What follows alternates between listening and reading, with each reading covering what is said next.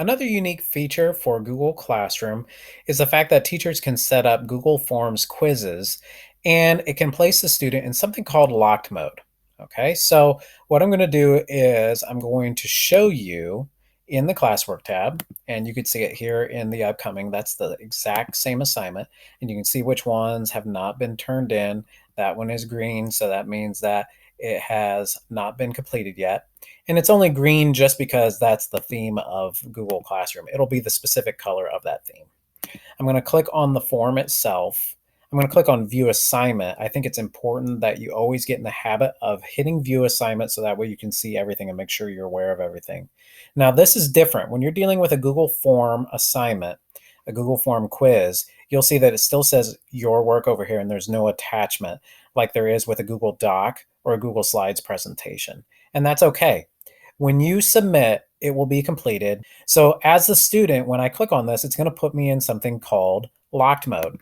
Now, what locked mode does is it's going to tell me that I cannot take screenshots or record. Now, I'm not going to click on this right now because if I hit this, and usually it says start quiz, it says continue because I've opened it before.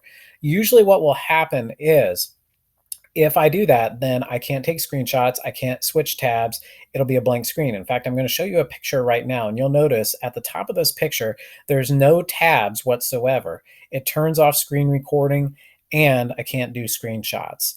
If you have any trouble with screen recording or screenshots after you take a Google Form quiz, then what you need to do is completely shut down your Chromebook and start it back up again, so that way you can get a fresh start. Sometimes there are some complications with it, so just be aware of that.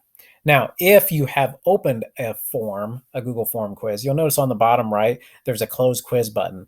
And if the student goes back into the Google Form and hits continue, what will happen is the teacher will actually receive an email letting them know that a student has left the quiz and jumped right back into it. The whole purpose of that is so that way it reduces the chance of cheating in some way, shape, or form. After a student completes a Google Form quiz, then what will happen is the student, when they try to return to the Google Form, it should pop up and say you've already responded.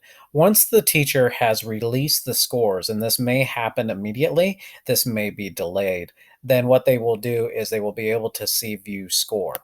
When I hit view score, it'll show me the results. And this totally depends on the teacher's preferences. The other thing that you have to keep in mind is that you may also receive an email. All students in our school district do have email access.